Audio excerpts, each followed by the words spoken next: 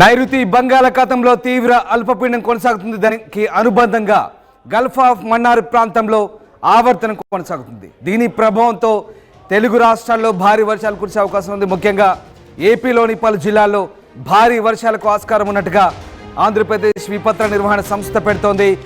బంగాళాఖాతంలో ఏర్పడిన అల్పపీడనం భయపెడుతోంది. 3 రోజుల పాటు అత్యంత భారీ వర్షాలు ఉంటాయని వాతావరణ శాఖ చెబుతోంది. దీంతో రాయలసీమ కోస్తా ప్రాంతాల్లో భారీ వర్షాలు కురిసే అవకాశం ఉంది.